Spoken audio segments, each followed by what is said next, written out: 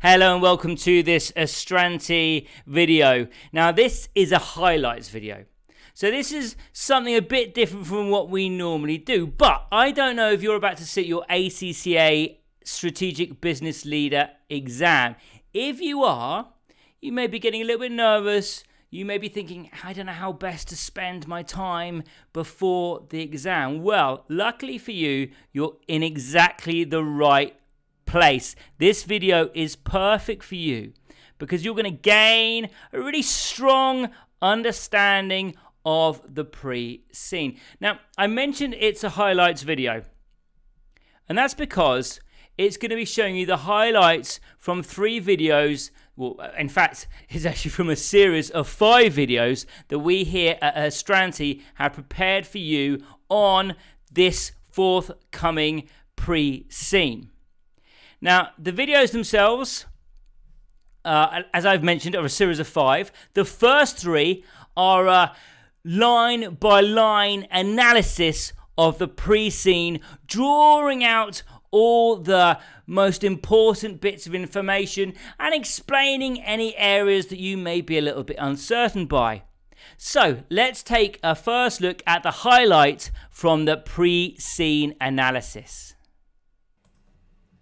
So what do we find out? We find out, well, actually, hotels make most of their revenue from the accommodation. That's probably no surprise.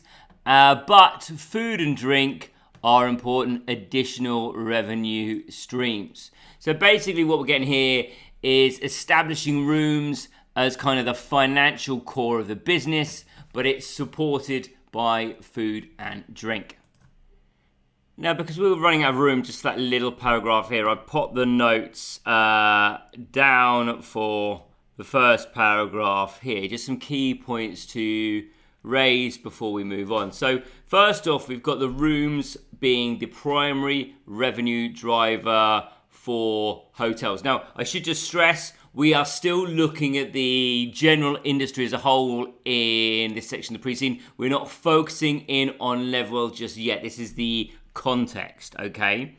So we've got here rooms, the primary revenue driver. We've got the fundamental shape of the business model. The financial engine is kind of room revenue. And that's really important because anything that affects accommodation demand is going to disproportionately impact performance. Now, this is a really classic commercial acumen point. You have to understand what actually drives revenue. And in this instance, it is rooms. Now, food and beverage is obviously our secondary revenue driver, but it's still going to be strategically important. I'm saying our, and I shouldn't really. I'm saying for hotels. Now, they're not the biggest revenue source, but they're going to be an important contributor to the overall guest experience. And obviously, remember, we're dealing with a kind of 4-star level, which we'll find out about more in a second. So obviously, it could be a key differentiator between hotel brands, even if it's not the main profit driver. And also, just 2 other points to make here. We've got 2 revenue types, and that does imply different cost behaviors. So rooms tend to have high fixed costs, while food and beverage tends to involve more variable costs. And this kind of mix does impact on decision making, especially around pricing and demand fluctuations and operational efficiency. And then also I've got the revenue mix affecting both the stability and the guest experience. Now, we can see here very clearly from this paragraph that there are 2 revenue streams, 2 basic revenue streams. Now, that makes me immediately think about stability. So if you're relying mostly on room revenue, that's going to mean volatility when demand changes. But food and beverage can soften that impact and enhance guest perception at the same time. Now, think about how you judge a hotel yourself when you're somewhere for leisure. Does the room matter most for you? Does food and drink shape the experience of what you want? Now, that's exactly what this paragraph is hinting at. Okay, now we can move on to the second paragraph of revenue streams. And basically what we're seeing here is the actual breakdown of revenue for four-star hotels, which Levwell is a four-star hotel in Aslan. So let's highlight the key numbers. So they generate 60 to 70% of their total revenue from accommodation. They drive 25 to 35% of total revenue from food and drink. And then other services account for 5 to 10% of total revenue. So that's things like the wellness suite and business conferences and weddings. So basically what we're finding out in this paragraph is the typical revenue mix. So as we know, rooms dominate, food and beverage is the next biggest contributor, and then you've got a various assortment of other services like weddings, conferences and spas to make up these smaller part. So basically this is helping us understand the financial weighting between different hotel activities. Okay, because we've touched on food and beverage and accommodation already, I'm just making two small points about this paragraph. And firstly, the other services don't account for a lot. They're not dominating revenue, but they are increasing diversification. And that means hotels do have opportunities to stabilize their income during kind of quieter accommodation periods. But it also does add complexity because each stream, weddings, business conferences, spa, etc., each stream is going to have different costs, it's going to have different staffing needs, it's going to have different levels of risks. So, the revenue is small, but a chance to diversify, but that does come with risk. And then the one final note here is, I'm just highlighting it just so you can easily differentiate from the previous video's notes, is that, we see there's a variety of revenue streams, but we can see that rooms are dominating those revenues. They're really making up that really large percentage. And that suggests to me that hotels are exposed to seasonality as well as economic downturns. And I think this is going to become especially relevant later on when we're considering Levwell's target market and its particular locations, which is, spoiler alert, unless we saw them in the introduction, rural and coastal locations. So any fall in leisure demand is going to be felt really strongly across the business. Just as an example, let's imagine that Levwell's rooms are kind of industry standard and account for 60 to 70% of revenue. Well, what does that mean, actually? Let's imagine, for example, that occupancy drops by, let's just say, even 5%. What would happen to the overall performance of the business? Okay, let's move on to our final paragraph, I think we've got a very small line at the bottom. I think that's where we go into industry challenges after revenue streams. So basically what we're finding out here is that, we find out basically two important operational details as I go hunting for my mouse again. Where's my mouse gone? My marker, there we go. We find out two important operational details. Firstly, that in many hotels, the restaurants and bars are open to non-residents. So basically, people that aren't staying in the hotel can eat and they can drink. Now, of course, that makes sense, doesn't it? Because it means that revenue isn't limited to hotel guests and you've got all the chefs in and the waiting staff and you've bought the food, and so why not give you a chance to get as many people in eating and drinking as you possibly can. And then in our final little benchmark, we can see the operating profit margin for hotels in Esland is typically around 10%. So basically what we're finding out here is the hotels can attract external customers for food and beverage, and that the overall profitability in the sector is, relatively modest.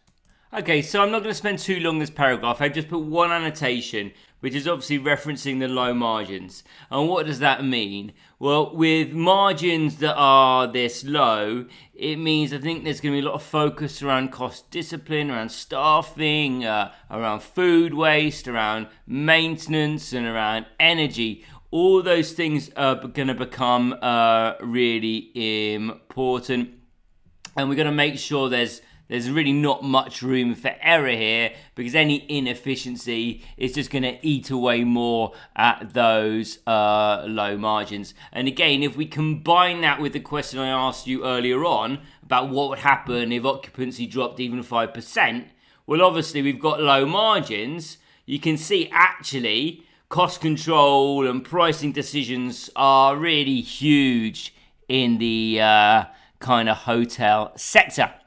But there we go. That is our revenue streams. Let's drop down now. We've got a full page of basically industry challenges. So this is a section that the challenges the industry is facing, pardon me. And we are going to start with intense competition. And in our first industry challenge, we've got intense competition. And I'm seeing words such as intense competition and the need to differentiate standing out at me in order to attract and retain guests. So basically, we find out the S-Lands hotel market is crowded and hotels can't really rely on demand alone. They need a kind of clear point of difference. Okay, so just a couple of points here, and the first is referring to the differentiation. So it seems that differentiation, is essential if hotels, especially in this kind of 4-star area, want to attract and retain guests.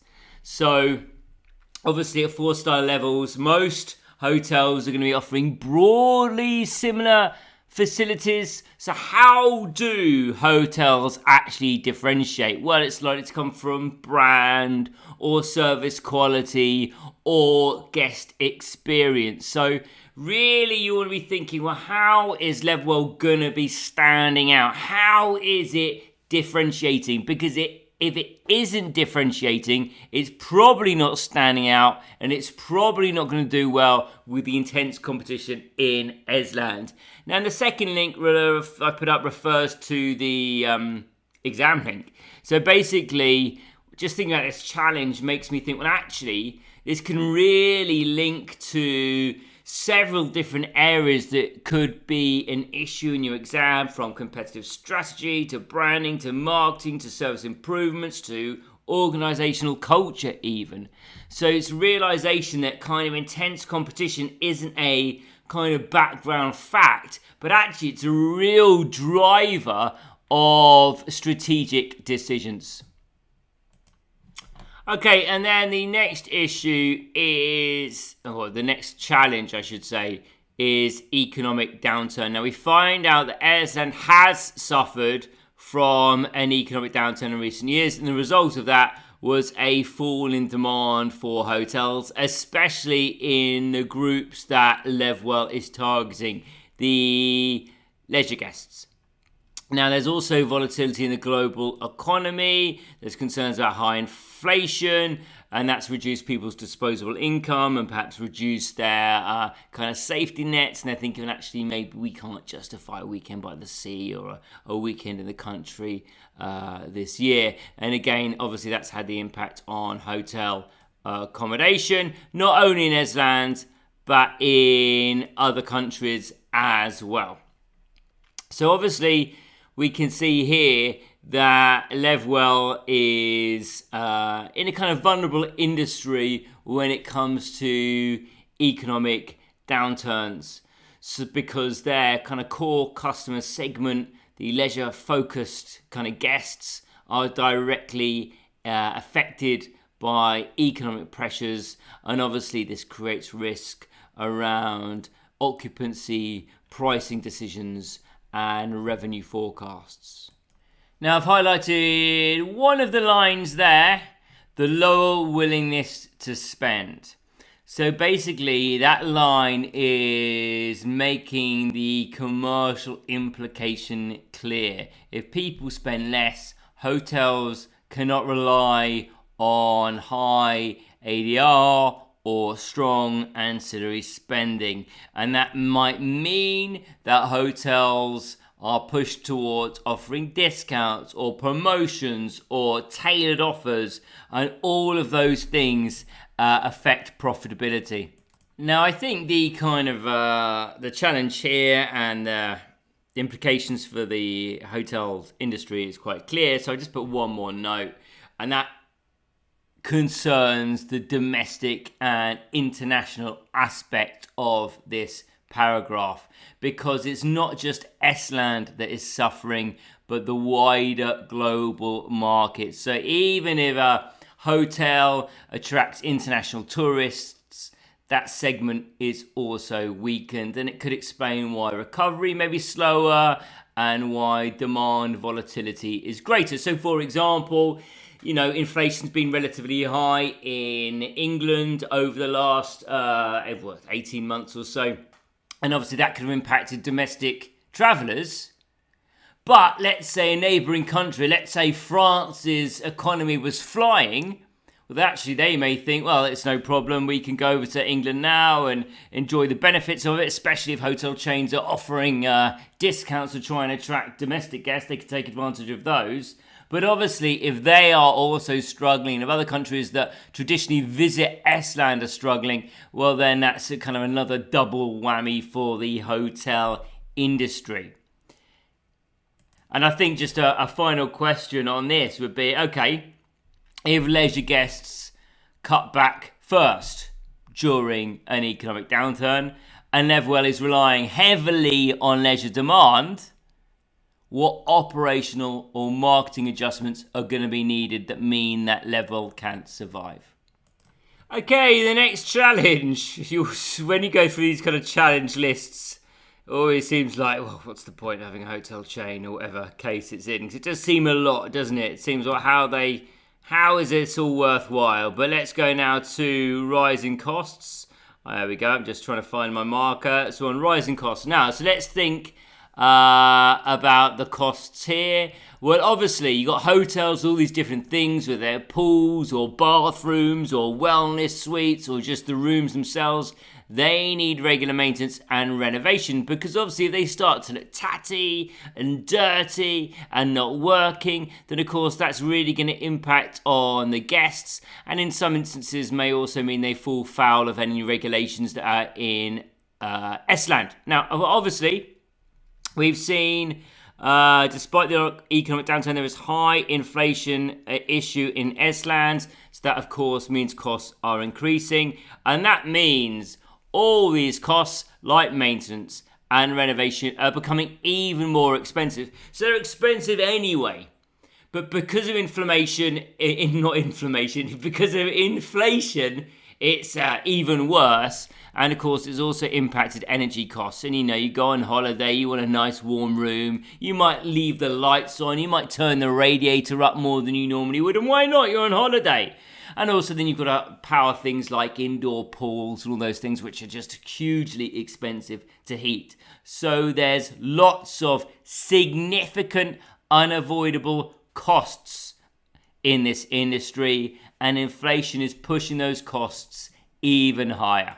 And again, I think this is all self-explanatory with the rising costs here. So I just try to put my annotation, setting it in the context of kind of Levwell. Let's say we've got a business with very high fixed or unavoidable costs like repair of a pool. Well, obviously, if the demand is dropping, but their fixed costs are also increasing, well, obviously that's going to leave a business, with severe difficulties, because it's not like a hotel can just say, well, actually, do you know what? We can't afford to repair the pool. We're not going to do it. Actually, do you know what? We're not going to redecorate this year. The guests are just going to have to put up with the tatty wallpaper, because obviously that's just going to impact the guest experience. And at 4-star level, when we know there's intense competition, when we know the hotels are already having to differentiate and rely on good service and branding, well, obviously that's a real danger, because guest complaints are going to have a ripple effect and put even more people off. Okay, let's move down now to staffing.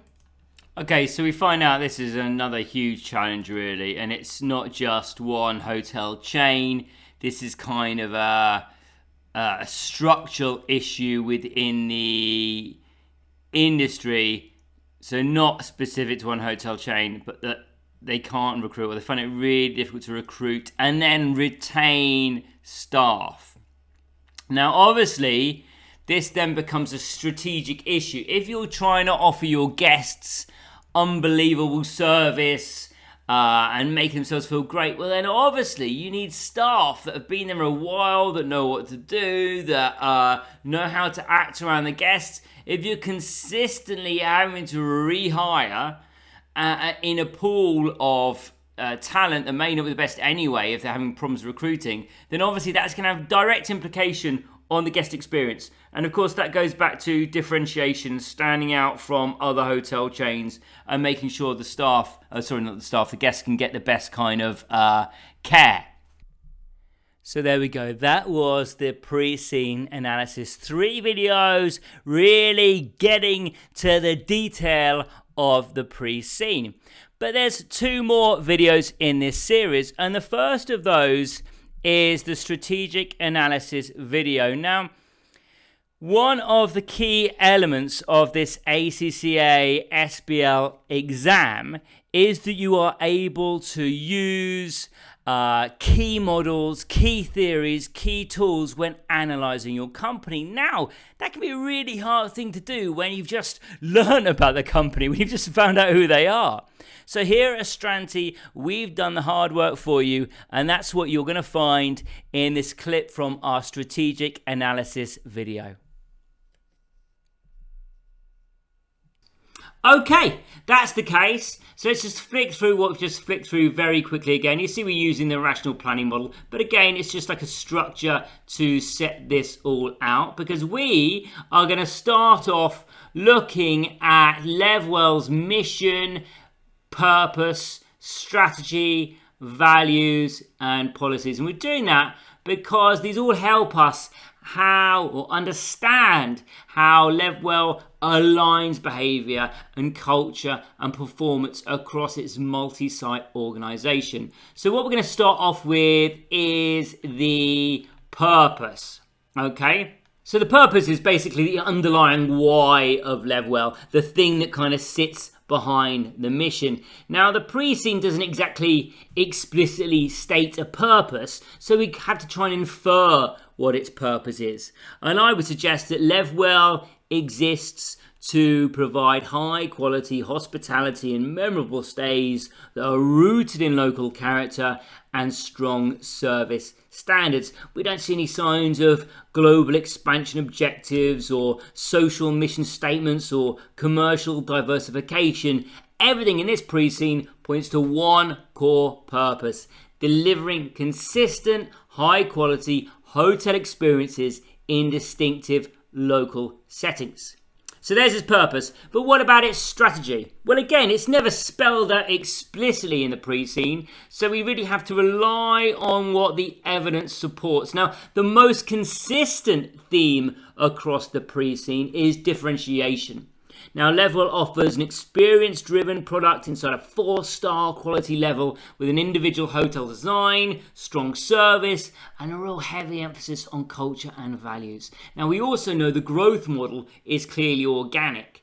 They open new hotels themselves rather than acquiring, and we also saw they closed 2 unprofitable hotels, like 7 years ago, I think, which is a sign of disciplined, focused strategy rather than simply chasing scale.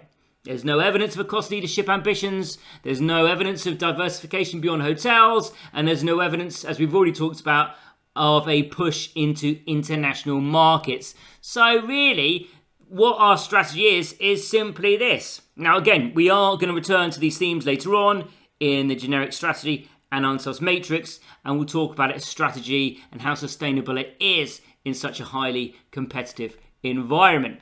But we can move on now to the values. Now, we do know these because these values were a major theme in video number 3, and they form the cultural foundation that holds the organization together.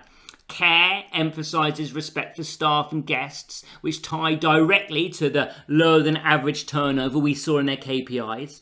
First class service aligns with the mission. Positivity reinforces problem solving, which of course is essential in hospitality, and responsibility overlaps with sustainability and ethical sourcing. And teamwork reflects the interdependent nature of hotel operations. Now, as we mentioned in video 3, these values aren't simply decorative, they're not abstract words. They show up in the SOPs, in the daily room checks, in the customer service training, in the recognition schemes, and even in procurement decisions. And this is where we start to see Levwell gain a real advantage.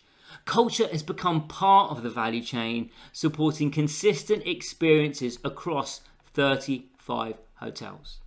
Okay, and then our final element of this is looking at the policies. And although the pre-scene doesn't formally label these as policies, it does clearly describe consistent organizational practices.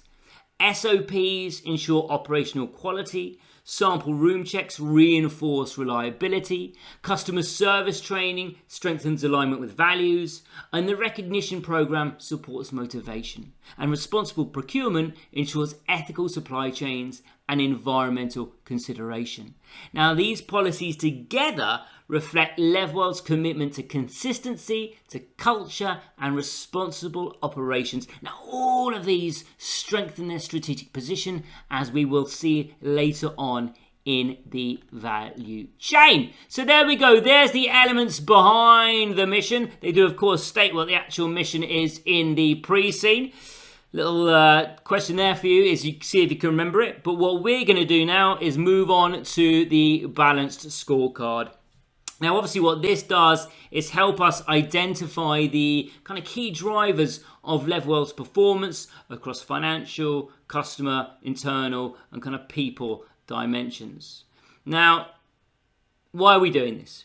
Well, to help you think like senior leadership, we need to step back from the detail of the pre-scene and kind of identify what Levwell must monitor in order to stay competitive. And this kind of tool forces that discipline because it stops you focusing only on financials and gives you a structured way to think about customers and operations and people, all of which the examiner expects you to integrate. And everything that we're going to talk about here is explicitly stated in the pre-scene or perhaps logically required by the business model of a 4-star experience-driven hotel chain. So let's get cracking with our first quadrant, and that is financial. And you can see I've got several metrics here. The first set of metrics is revenue performance, and that's looking at occupancy, ADR, and RevPAR. Now, obviously, we saw these in the pre-scene itself, and these 3 metrics sit at the very heart of Levwell's business model. Occupancy reflects demand, ADR reflects pricing power, and RevPAR combines both into a single measure of revenue efficiency. And together they tell us whether Levwell's 4-star brand is converting into sustainable revenue. Now, another metric I've suggested we follow is the operating profit margin. And again, this comes from the pre-scene. And this shows us how effectively Levwell converts revenue into profit. Now, with sector margins around 10%, we know that Levwell's got higher margins, and that indicates strong operational discipline. But inflation and wages and energy costs mean this have to be monitored closely. Then I'm taking a look at cash flow and liquidity. Now, we saw the hotels require ongoing refurbishment cycles, so liquidity is critical. Now, even though the pre-scene doesn't give numbers, leadership has to track whether the business can fund maintenance, can fund refurbishments and potential growth without weakening service quality. And then finally, we've got return on capital or shareholder value. Now, we know that 80% of shares are held by institutional investors. So Levwell must demonstrate value creation. Return on capital helps show whether its organic growth model is actually delivering returns that justify the ongoing investment. So there we go. That's the first of our quadrants. That's financial. Now we move over to learning and growth. And we can see number 1 is staff turnover. Now, we saw in the pre-scene that the industry-wide retention problems were mentioned a few times, and this is a major risk. Turnover, that is. High turnover increases training costs and reduces consistency in service standards. And there was a part in the pre-scene we kind of stopped to think, well, okay, let's imagine that we're not getting the service we want because we're being dealt with inexperienced staff. What's the impact going to have on customers? And we thought, well, it's going to have a really big impact. Okay, number 2 is training and skills development. So training ensures that staff can deliver Levwell's SOPs as well as uphold the brand promise. Strong development programs also support retention, and I would also suggest that training is really important when you consider you want to achieve consistency across 35 different sites. Okay, then we've got staff engagement and recognition. So the pre-scene highlights Levwell's recognition program, and engagement is one of the strongest predictors of service quality. Disengaged staff cannot deliver an exceptional guest experience, and that was at the very heart of Levwell's mission. And then finally, we've got technology capability. Now, as hotels begin to adapt to automation and mobile check-in, Levwell's ability to implement and use new technology safely and effectively is going to shape competitiveness and data security resilience. Okay, now we can move down to the internal processes quadrant now. And we had quite a lot of this in the pre-scene. Number 1, we've got room turnaround and housekeeping quality, because clean, ready rooms are obviously fundamental to hotel guest satisfaction. Turnaround speed directly affects the check-in experience and occupancy efficiency. Then we're looking at check-in and check-out efficiency. Now, the first and last touch point heavily shapes perceptions of service. Delays of reception quickly undermine the brand's promise of a high-quality stay. Then we've got HMS uptime and accuracy. Now, that's because we saw how heavily the Levwell relies on its hotel management system for bookings and billings and room status and communication between teams. So if there's any downtime or if there's any errors, it's going to disrupt the entire operation and have an immediate impact on guests. And then finally, we're looking at maintenance resolution time. Unresolved maintenance issues are going to directly harm satisfaction scores and can even put safety and compliance at risk. Now, this KPI is going to ensure facilities remain at the 4-star standard. And then finally, we've got the customer. And obviously, number 1 for customer, I've gone too far, is guest satisfaction. So this is directly tied to the mission of providing an exceptional experience. Satisfaction scores also influence repeat business, reputation, and pricing power, as we spoke about in the pre-scene. Number 2, the repeat booking rate. Now, for a leisure-heavy business, repeat guests reduce marketing costs and stabilize revenue. A falling repeat rate would be an early indicator of weakening service quality. Then we've got website conversion rate. Now, with most bookings made online, conversion rate reflects the effectiveness of Levwell's digital experience. Low conversion means lost revenue long before guests arrive. And then finally, we've got spend per guest. So this is the add-ons. So food, drink, and private events, they improve the total revenue, but they've got these lower profit margins. So tracking spend per guest shows whether Levwell is maximizing value from every stay without undermining the customer experience. So there we go. That is our balanced scorecard for you, forcing you to take a holistic view at the entire organization and seeing where things matter. What we're going to do now is zoom out and zoom in to governance. So basically what we're going to do here is have a checklist. And this helps us evaluate whether Levwell's board structure, the oversight mechanisms, and reporting align with best practice for a listed company. So let's bring up the checklist. There we go, finally up. So first off, is there a separate chairman and CEO? Well, yeah, there is.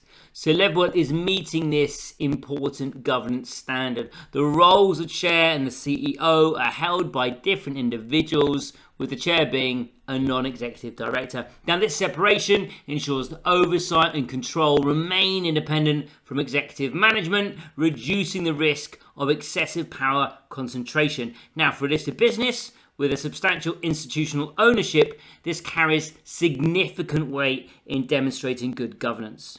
What about independent NEDs? Well, I've got that as unclear. Now, we know there are 5 NEDs, but nothing in the pre-scene confirms whether they are independent. We're not told how long they've served, whether they hold other roles within Levwell, or whether they have relationships that could impair independence. Now, because independence is a cornerstone of objective challenge and shareholder protection, this is something we have to mark as unclear until you get more information, maybe in the exam exhibits. Okay, number 3, we can say yes to audit, nomination and remuneration committees. Levwell has all 3. Again, this aligns with governance best practice and supports proper oversight of internal controls, board composition, and executive pay. Now, the pre-scene confirms their existence, but we don't know how effective they are. What about risk management focus? Well, we know that Levwell has a risk committee and an internal audit function, and the risk register identifies several operation and strategic risks. So that's why I've got yes. But I've also got unclear because beyond those areas, we don't know how deeply risk management is embedded into decision making or strategic planning, and we don't get any details at all on enterprise-wide risk appetite or financial risk monitoring or broader strategic risk oversight. And so that's why I've kind of divided it into half and half. We don't know anything about directors and their pay or financial reporting and control or information for directors, but we can agree with all directors involved in decision making. Now, Levwell appears to operate a standard unitary board structure with executives and non-executives participating in oversight and committee work. Now, there's no suggestion in the pre-scene that decision-making is dominated by one individual or that directors are excluded. And so I think it's quite reasonable for us to conclude that involvement is broad and aligned with best practice. And then the remaining categories, regular meetings with institutional shareholders and the use of AGM, are unclear. But of course, we've got the note at the bottom there saying look out for weaknesses in exam exhibits. We've got this information, but of course something may happen which might be the reason for an issue you have to deal with in the exam. Okay, right, let's zoom out now and zoom out again. And we can see our next stop is going to be looking at the ethics and CSR issues from the pre-scene. So what we're trying to do here really is identify Levwell's key ethical responsibilities as well as its wider CSR commitments based on what we've seen in the pre-scene. Now, obviously, this is really important in SBL because ethics and CSR affect stakeholder trust, organizational reputation, and long-term sustainability. Now, in hospitality, ethical behavior is especially important because guests are relying on the business for both safety and integrity. So let's have a look at the key ethical issues. The first ethical issue I've got is the fair treatment of staff. So we're talking about pay and hours and the conditions they work in. Now, we do know the hotel industry is known for long hours, antisocial shifts, and relatively low pay. And that's one of the things that were put in the pre-scene and point to the kind of high turnover that we saw. Now, Levwell claims to value its staff, but still has an ethical responsibility to provide reasonable working conditions and fair reward. So when staff welfare is compromised, it becomes an ethical breach as well as an operational risk. Number 2, we've got guest data privacy and cybersecurity. Now, we know Levwell runs its own HMS and stores guest data on internal servers. Now, data security is identified as a principal risk with potential regulatory fines. Now, this creates a clear ethical duty to safeguard personal information, prevent breaches, as well as ensuring the secure handling of bookings and payments. And our final ethical issue is the actual physical safety of a guest. Now, this is perhaps the most single important guest side ethical issue in the case. Levwell has a duty of care to ensure rooms are physically safe, so doors and locks have to function. Key cards must provide secure access, lighting and equipment must be safe, and maintenance issues have to be resolved promptly. Failure in these areas exposes guests to real harm. Now, with SOPs and maintenance reporting highlighted in the pre-scene, physical safety is a direct ethical responsibility, not just an operational one. Okay, let's move over to the wider remit of the company, which is corporate social responsibility. And we've got environmental sustainability as number one. So obviously, like all sectors, the hospitality sector is facing pressure to reduce carbon emissions, energy use, water consumption, and waste. Now, Levwell has CSR obligations to operate responsibly and minimize environmental impact, especially because sustainability influences modern guest decisions. Number two is the local sourcing and the community support. Levwell's commitment to using locally sourced seasonal ingredients supports local farmers and producers and strengthens ties with rural and coastal communities. Now, this is an explicit CSR practice grounded in the pre-scene itself. And then we have responsible procurement. Now, the procurement team assesses suppliers' environmental credentials before contracting with them. Now, this supports ethical supply chains, reduces environmental risk, and aligns with good social responsibility practices, and was name-checked in the pre-scene itself as well. And then finally, we've got stable employment and staff development. Now, despite the prevalence of part-time roles, Levwell offers training and recognition programs. Now, as a significant employer in smaller communities, Levwell has a CSR obligation to support staff development, offer stable employment where possible, and contribute positively to the local workforce. Ethical responsibilities relate to staff welfare, data protection, and the physical safety of guests, while its CSR efforts center around environmental responsibility, local sourcing, supplier standards, and supporting local employment. These areas are highly examinable, and they often form the basis of ethical dilemmas or stakeholder concerns in SBL exhibits. Okay, let's move on then to our critical success factors. So there we go. That was our strategic analysis video, but we have one more. And this is one of our most popular videos. This is our top 10 video issues. So in this top 10 video, we identify what we think, using our expertise and our experience, what we think are the most likely issues to appear in the exam based on our analysis of the case study. And then what we do in this video is we highlight to you the issue's relevance. Then we kind of come up with some ideas of how the examiners may test that information, what forms the questions may take. And then we show you which bits of the case study we would look to answer those questions most effectively. Take a look.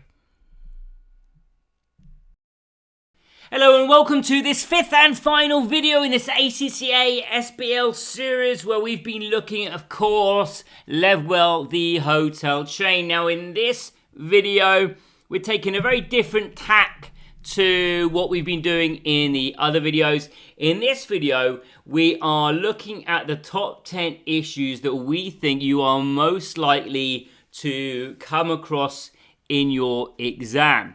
Now, there's two things I want to talk about before we actually get to the first of the issues. And firstly, I want to talk about how to prepare for the exam. Now, SBL isn't an exam where you can just rely on memory or on hoping that you've revised the kind of, in quotation marks, right topics. The examiner has been very clear.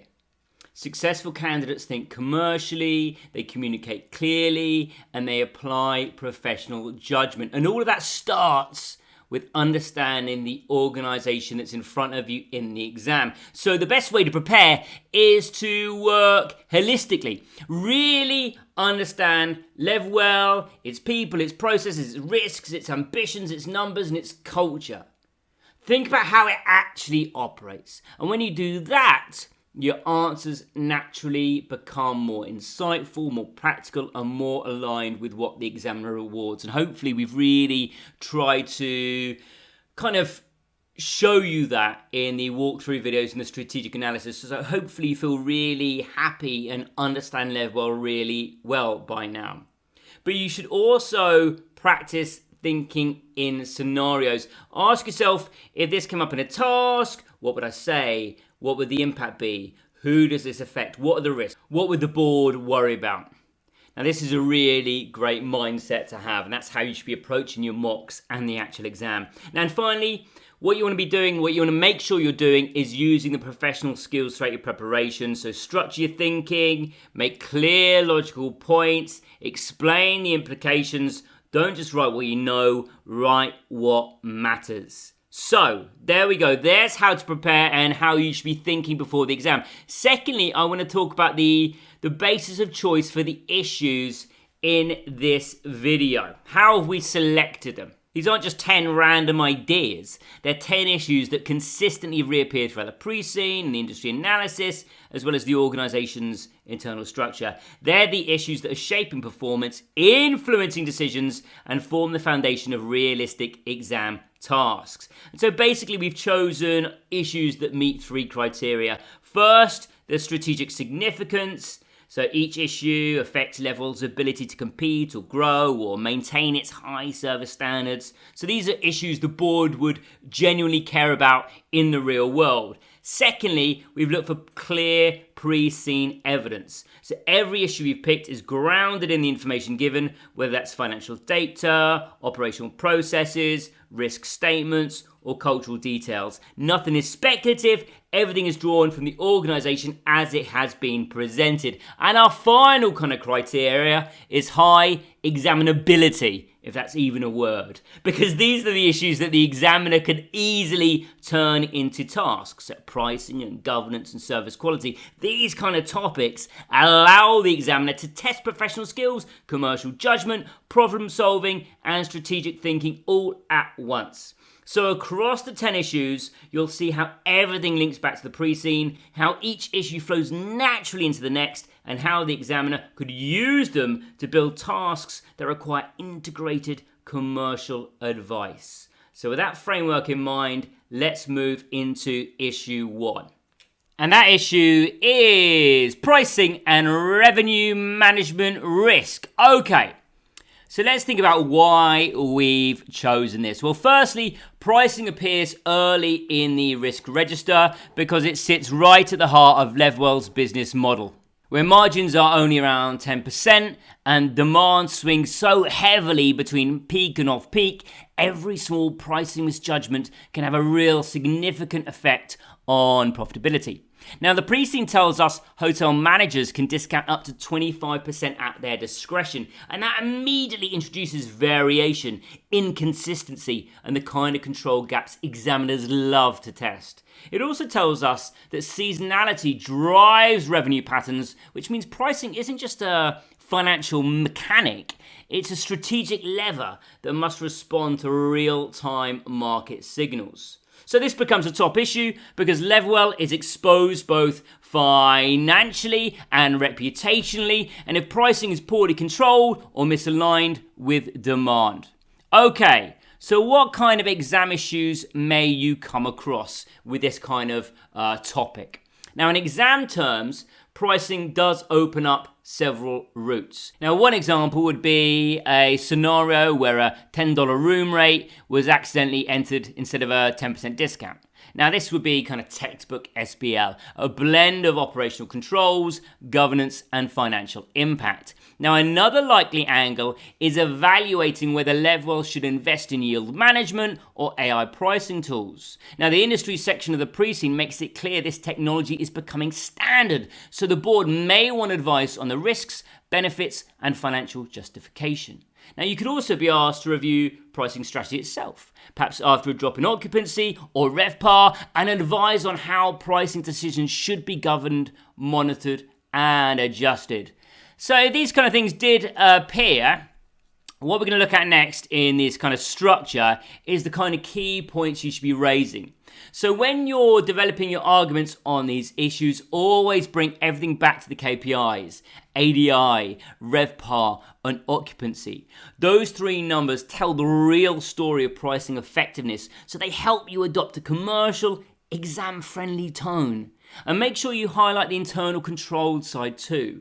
Pricing isn't just about market positioning, it's about ensuring the systems, approvals, and processes behind it are robust. And if managers are manually overriding prices or inputting discounts, then safeguards, training, and audit trails become part of the strategic conversation. And finally, keep the customer in view. Inconsistency in pricing damages trust. Guests expect fairness and transparency, especially when kind of comparison websites make prices instantly visible. Okay, and just a last element of this structure, which we're going to repeat across all the issues, is the kind of syllabus areas you may want to brush up on. So firstly, we've got D1, which is risk identification. Well, this matters because pricing volatility is explicitly listed as a principal risk. So when you're thinking about D1, you are signaling that you've got a grip of the strategic implications, not just the numbers. You also want to be brushing up on F1, internal controls, because pricing errors are basically controlled failures. So these are a really good angle to see how you could stop those happening. C3, competition. So in a competitive hotel market, obviously pricing is going to shape by buyer power, rivalry, and substitution threats. So you want to make sure you really understand the context. And the final one we've got up is financial analysis, because as I mentioned, you want to tie everything back to those KPIs, so you want to be able to make sure you can interpret them properly. So they're the ones you should be brushing up on. Okay, that is issue 1 done. That's how we're going to approach every issue. And issue number 2 is technology, capability, digital transformation, and cyber security. So technology is a top tier issue for Levwell because the entire business now relies on digital systems operating smoothly. The HMS, the booking engine, revenue management, algorithms, and the central servers that store everything from guest preferences to payment details. Now, what makes this strategically sensitive is that Levwell is behind the curve, still using in-house servers at head office rather than kind of cloud infrastructure, and heavily dependent on real-time data accuracy for bookings, room readiness, and billing. So the risk here isn't abstract. It's operational, financial, regulatory, reputational, and potentially catastrophic if a failure or breach does occur. Now, a single outage affects every hotel simultaneously, and a single data breach affects thousands of guests. And this is why we've chosen this for the top 10. Okay, you can see on screen the exam issues already. Well, the examiner's really got a lot of choices here. Firstly, you might be thinking about a cyber incident scenario, especially because the precedent explicitly highlights data protection laws and the risk of regulatory fines. So maybe something like a hard drive has gone missing from the server room, so the guest credit details have been compromised. That's kind of a classic SBL style task that really blends tech, governance, risk, and crisis management. Or you might be asked to advise on migrating to cloud infrastructure. So the precinct contrasts Levwell's in-house servers with modern cloud-based platforms that are used across the industry. So that's a clear signal. The board may soon ask, well, should we be moving to cloud? And again, this would open up all kinds of evaluations of cost, scalability, resilience, cyber protections, supplier risk, everything the SBL examiner loves. Thirdly, AI and automation could be examined. The industry is clearly moving toward AI-enhanced yield management and chatbot-based guest service. you may be asked to evaluate whether Levwell should adopt technology to improve accuracy, reduce labour pressures, or perhaps improve guest experience. So this is a really strategically rich area, and as I said already, very examinable. Okay, so what kind of points should you be raising in this kind of scenario? Well, basically, if this kind of issue pops up, think in 3 layers. And the first layer would be operational dependency. So if the HMS is inaccurate, double bookings, missed housekeeping updates, and incorrect bills follow, all of which hit guest satisfaction immediately. And the second layer is risk exposure. Cybersecurity failures don't just create IT problems, they create regulatory breaches, reputational damage, revenue loss, and loss of trust. And for a hospitality business, trust is your major currency. And the third layer is strategic positioning. Competitors are adopting AI tools and cloud infrastructure, making them faster, more scalable, and more accurate. Levwell risks being left behind if the board doesn't modernize. So you really want to emphasize that technology investment is not optional, it's a strategic necessity. And then we come to our syllabus references. So obviously we're hitting up the E's here. Really we're dealing in tech. So obviously you want to be thinking about digital strategy because we're obviously thinking this is going to be a strategic decision that could be evaluated here. Obviously data and information management from E4 is really important here because obviously the HMS is relying on high quality data flows, and obviously a breach or poor data discipline immediately undermines decision making and guest trust. And we've also got things like system security and control, because obviously we're dealing with cybersecurity, for example. But then a couple of other syllabus areas, well, risk management, because obviously we're dealing with cyber risk, data risk, and operational disruption, which are principal risks. And then we've also got reporting and assurance in B4, so underpinning discussions about whether the board receives assurance that systems are secure and functioning. So these are the areas you want to be brushing up if you want to be thinking about this topic. Okay, let's move on now to issue number 3, which is service quality and consistency across multiple sites. Okay, so why have we chosen this? Well, service is the foundation of Levwell's brand promise. Exceptional experience for every guest, every time. That's their mission. And with 35 hotels, each with its own unique design, the challenge isn't providing great service once. It's delivering it consistently every single day for every guest across every location.